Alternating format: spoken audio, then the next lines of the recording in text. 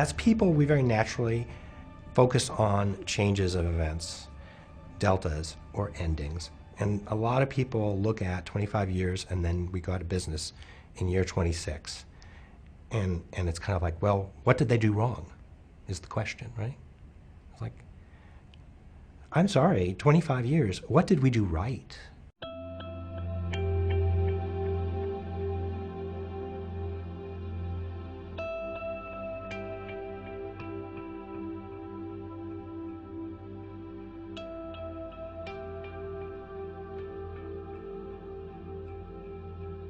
What do I love about Rhythm Hues? Mostly the people. It's not corporate, it's very familial. We moved into our first house, my husband and I, because my husband worked here too. John Hughes was one of the people who helped us move our stuff. I think our first contract was actually a film logo, so that was back in 1987. The computers weren't all that fast. And then there was no way of outputting it, so we had to shoot it to film. We were just trying to get something, anything to keep us employed and being able to pay each other and make computer graphics. I think the majority of the unifying factor was that we saw character animation as kind of a long-term future. La la la, la la la. I look at some of the work we do and I just don't know how we do it. You know, to me it's just magic. The work that goes into the tiger or some of the other things we do, it's beyond belief. As an animator, I just like the creativity of it. I can take a blank slate and create a performance out of nothing. They're like, you know, concert musicians, concert pianists that are playing at the LA Philharmonic. They're at the top of their game. We're at our peak, our pinnacle. It's so exciting. All of us, I think, at the end of the day, are driven to create. And that's what really gets us excited and what drives us. The challenge with that is that in many cases, that can take over, or at least it can cloud your judgment. You're going to put in extra hours because you want to go the extra mile, and you're going to try to push things as far as you can as an artist, even if the project and the money for that project do not require or facilitate that happening.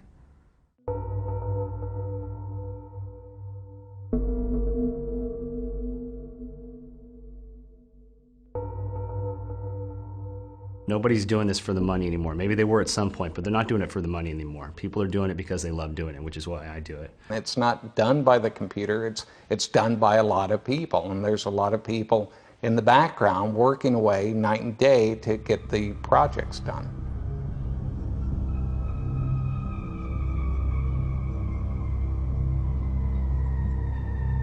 We as visual effects artists and as visual effects companies do not participate in the profit of any of those films. The visual effects business is a broken business model right now, and the only people who thrive in this industry, in the movie industry, seem to be folks who have profit participation. At the beginning of 2012, we knew that we had to raise money. I made 4 trips to China. You know, I visited Taiwan a couple times, Hong Kong a couple times. You know, we hired an investment banker. You hear little rumors, you hear things in the hallways, little whispers. Have you heard this? Have you heard that? It just gets your mind reeling, like all the hypotheticals of what could be going on, but you don't know. 20 months of delays at between 1.2 to 1.6 million per month. That's anywhere from 24 to 30 million dollars of additional costs that we had to take on. Other projects were supposed to take the people onto that project, and that project got delayed, and all these projects getting delayed puts you in a really, really bad situation. You know, I was prepared to sell my shares of stock for $1 if somebody would invest the $15 to $20 million that we needed. And then we had investors standing by who fell out at the last second. We even had wire transfer information, bank account information, saying, here, give us a bank account, we'll submit, you know, wire you this money by Monday morning. And over the weekend, we're like, okay, great, this is good, we're gonna get the money in because everything's been signed. And come Monday, the money just didn't show up. And then we went bankrupt.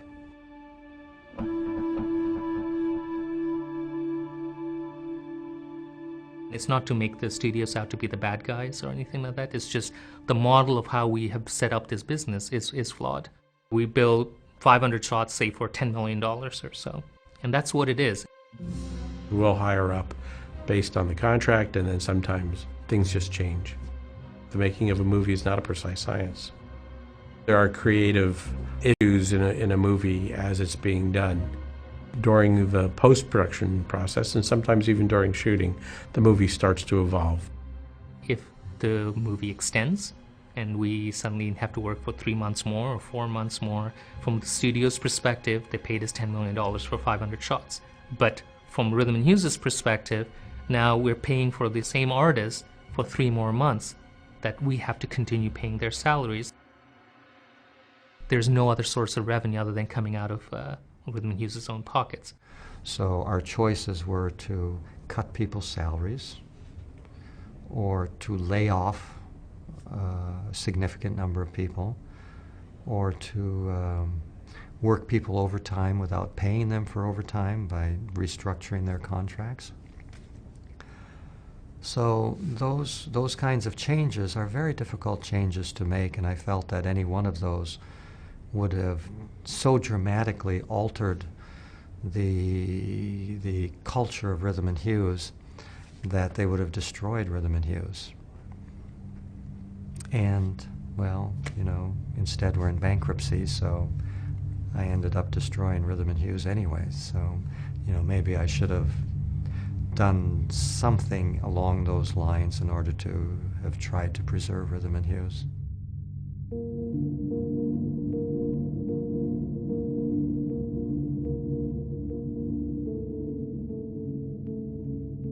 We've had to chase a price point that's been dropping very rapidly.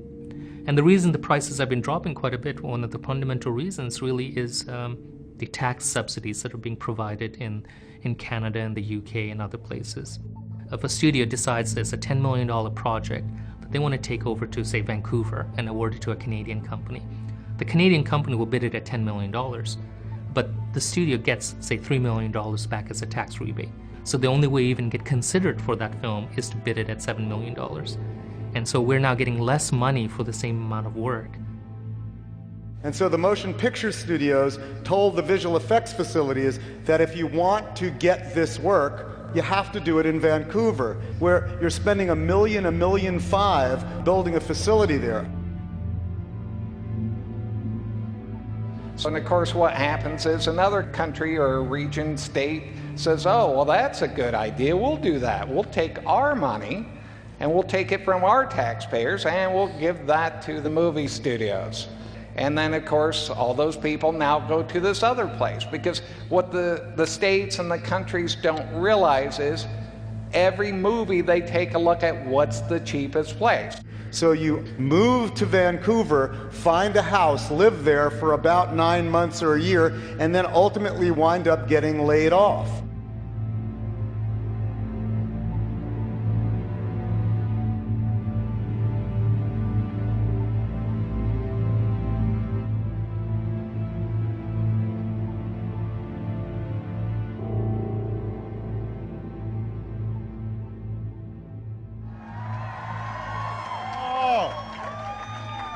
It is good to be in LA.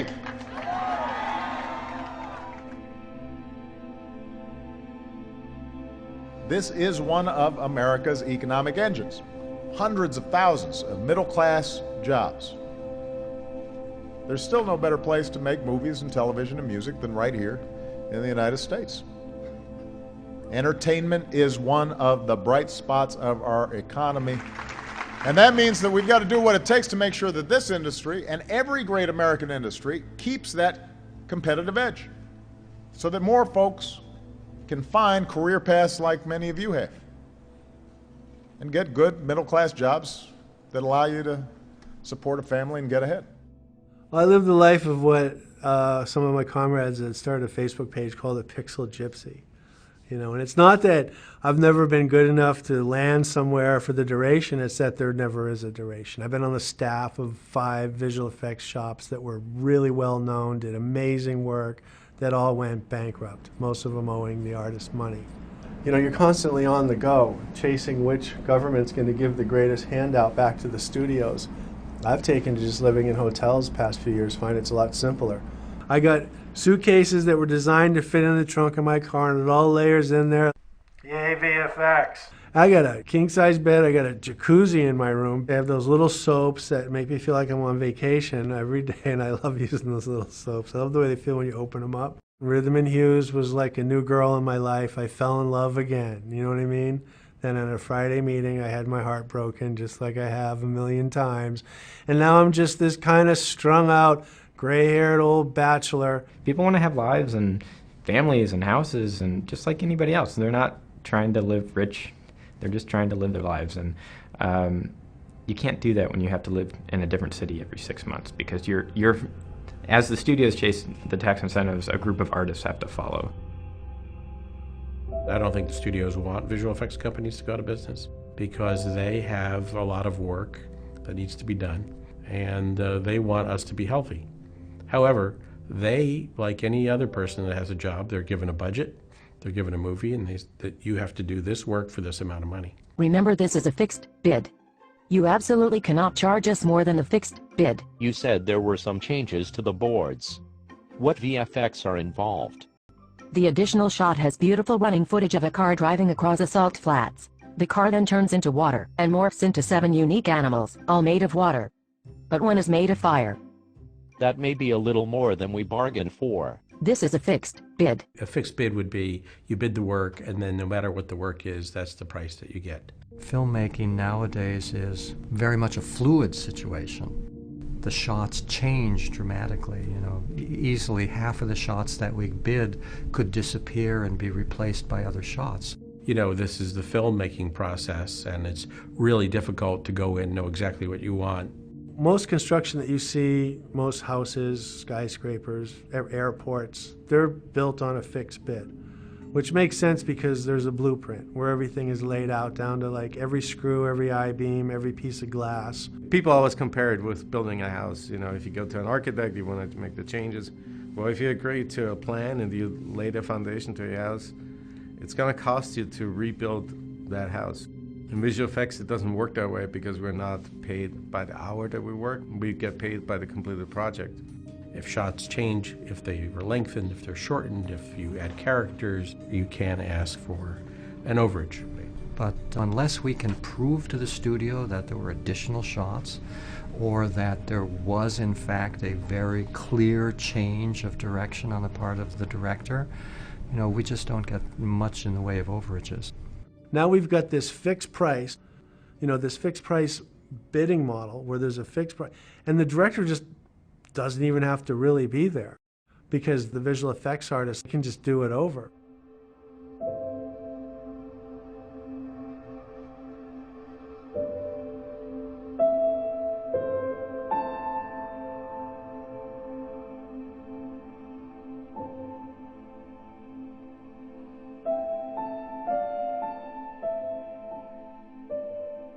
The art of filmmaking seems to have changed a little bit over the years. It used to be that you'd have a script and you'd storyboard it and you'd have all 3 acts and then you'd go out and shoot. But nowadays they often start shooting without really knowing what Act 3 is going to be, and you know, it's really hard to have a fixed bid and a fixed deadline when the studio and the director haven't even agreed on Act 3 yet. It's like getting in the car to drive somewhere and you don't know where you're going. You're like, well, do you have enough gas? Well, I don't know. I'm just driving. When you're creating these huge fluid dynamic simulations like we did on Life of Pi, and they want to change this wave from going that way to this way or make the rain go completely differently, that's a lot of simulation time just to make the change. And then finally it gets shown to the client who says something like, why is it even raining in this shot? It's not supposed to be raining in this shot. So now we go back, we do that work that we think we're supposed to be doing, we present it again. It goes back up through the chain of approvals, decision maker sees it, they give their feedback, then it goes back through the chain, the other direction, and we find out whether or not we're done or if we have to keep going. And we understand that if you have a vision and you're moving toward that vision, but as long as you're moving in the same direction toward that vision, that's fine. You know, we're going to get there. But what we see often is that, you know, they'll be heading towards a vision, and you might be heading toward that vision for 6 months, and then all of a sudden they turn around and they're heading off in an entirely different direction. If you're not a visionary, or if you don't have a visionary involved in a project and relies heavily on visual effects, it's not going to succeed. The studios would not permit a director to shoot for a week or two on set and then say, tear down the set and build a new set.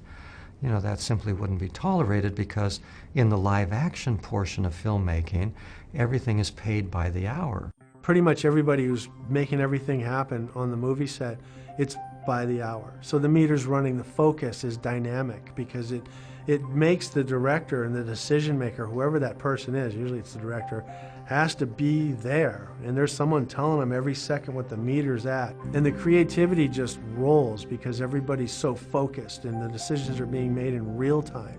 But when you remove the decision maker from the process, which is what happens in visual effects, the artist ends up getting to version 15, 16, 20, 30, and the client's never even seen it yet. You know, if the decision maker was wandering amongst the midst of the visual effects artists like they do the movie set, if there's ever a platform where that's needed, it's in visual effects.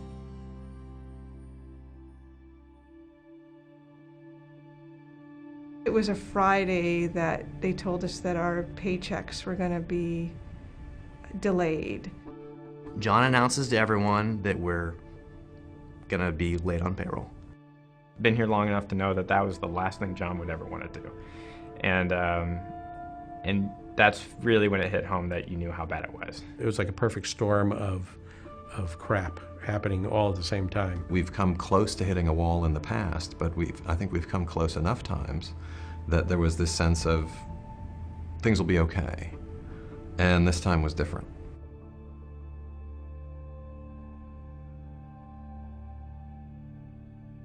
My phone starts ringing at like, I don't know, what, 8:30, 9 o'clock at night. People freaking out because apparently managers are now calling people and telling them that they're being let go. 9 p.m., Sunday night, all of these posts. Facebook has probably the best information about what's going on. Just going down the news feed. You've got people being let go at every single level up the chain, you know, from like custodial staff all the way up to, you know, high-end visual effects supervisors, people who have been with the company, in some cases for like 17 years. It is completely shock. And then staying up all night, texting, emailing friends, calling friends, not knowing if I'm about to get a phone call. Mentally preparing for that. It's like, it's 9 o'clock, and I'm like, how late? Is it going to go until, is it midnight? Do I go to bed at midnight? Do I go to bed at 1 a.m.? Do I stay up until 2? Monday morning, we had our coordinators running around, and what they would do is they would go to people's desks, see if they were there or not. If they were there, then they had to find out if they were supposed to be there, or if they just hadn't found out that they'd been cut. And that was just like a punch in the stomach. Sad to see all the empty seats. Didn't get any work done that day. And the entire time you're going like, well, why that person? Why this person? Why is that person still here? Why is this person gone? That guy was sitting next to me, and he's gone. Why am I still here? For me, this workplace and my job, it's all about my interaction with other people. And I have my best friends that in my whole life I've met here at Rhythm, and people that, you know, I'm very attached to, you know, and so it's very sad. I didn't really expect it to hit me as hard as it did, you know. It's still hard to talk about. I asked him today, I said, John, how are you doing? And he's really, really sad. He's very, very sad that we're in bankruptcy. He's really sad about how many people are going to be affected by this. And I feel sad for that. You know, we run this company for the people, and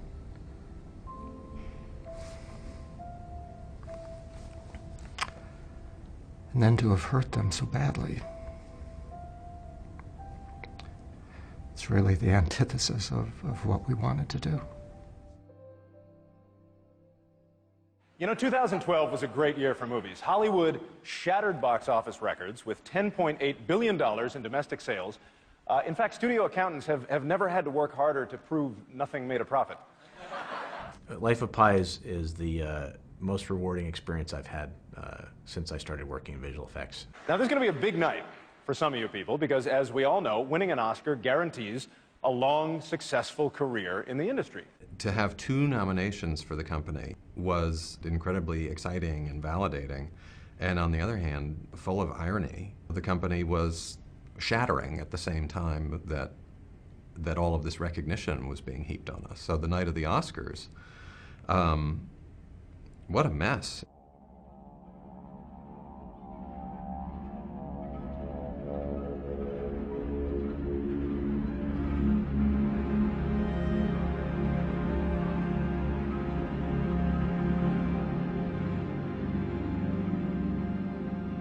This has been a very dramatic juxtaposition of being up for 2 Oscars and declaring bankruptcy at the same time.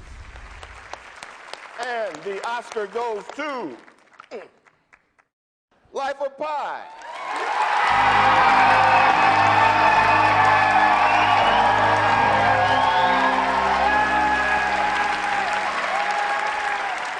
Having worked on this for many years, I wanted to thank some people, and I thought that was very important. To our director, Ang Lee, you were inspiration, and you made it an incredible journey for all of us.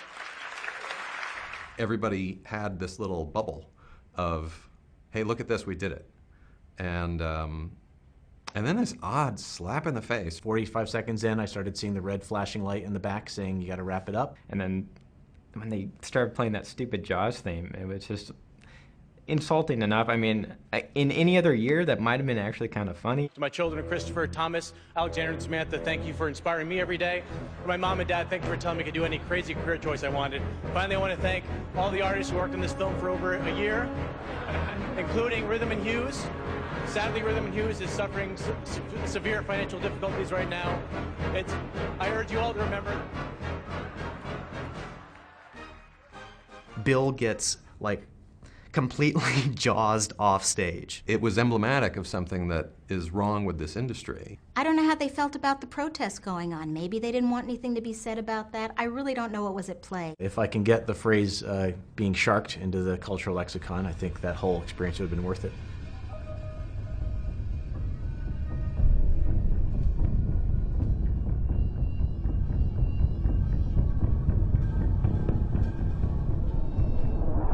And then to top it off, you've got Claudio, the cinematographer, and Ang Lee not thanking the people who really did about 75% of the movie. I cannot make this movie without the help of Taiwan. My Indian crew, my Canadian crew, Tom Rothman, Jim Geminopoulos, Gil Nader, David Womack, David Lee, my agent Karen Sage, and lawyer Ira Streck, and Joe DiPaolo. I have to do that. Unfortunate is not a strong enough word, but it was. However, look at what it did. It galvanized an entire industry. Ironically, I think the fact that the mic got cut off has done better to get the message out to the public than had I actually said it on the stage that night. It gelled the entire VFX community into being horrifically pissed off at how they were being treated.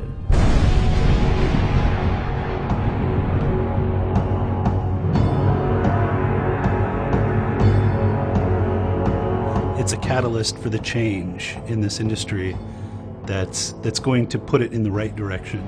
Hi everyone, it's David Begnaud and this is Newsbreaker. Hop on your social media account and you may be seeing green. People are swapping their profile pictures into green squares, you know, like a green screen. It's all in solidarity with the visual effects industry. T. Christie tweets, if you see a bunch of VFX artists with green icons on Twitter and Facebook, we're just showing folks what movies look like without us. We've got some fantastic conversation happening. You've got people who are getting little green screen pins to wear, showing that they at least support the idea of having these discussions, even if we don't necessarily at this point have a clear vision of what the answer is.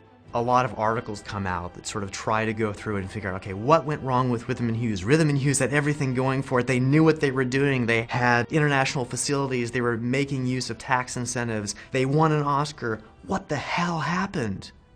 And no one has any clear answers. It's sort of like every one of these articles just kind of rehashes the same stuff over and over again. VFX firms and post houses are like nomads roaming the globe trying to find an economically viable place to be able to work. And it shouldn't be that way because, god damn it, you need us. And when I look into this from the perspective of someone who wants to get into the industry and do VFX work, and I'm sitting back and color correcting my own video or doing a chroma key and thinking about people not being able to be paid for it hurts. If that trend continues, where we continue to do the impossible and we continue to make things extraordinary in a shorter period of time, and we continue to lose money, the visual effects industry will become extinct.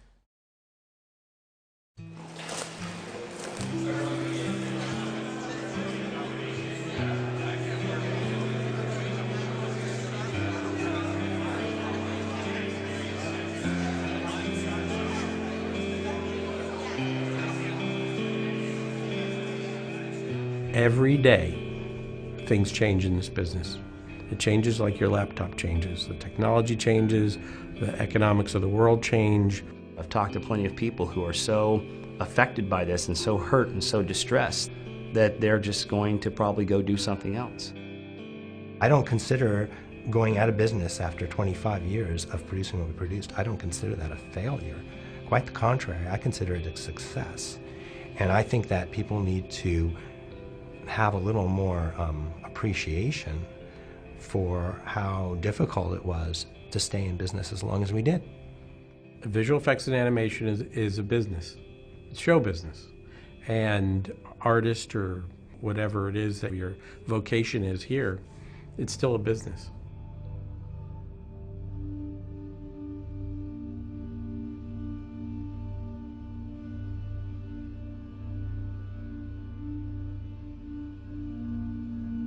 The people who are artists will always be artists, and no one can ever take that away from you, right? Nobody can ever say, oh, well, we're gonna shut this business down, so you're no longer an artist. No way, I'll always be an artist. You can never take that from me. It's the process. You have to enjoy what you're doing. And I did. You know, I enjoyed it very much.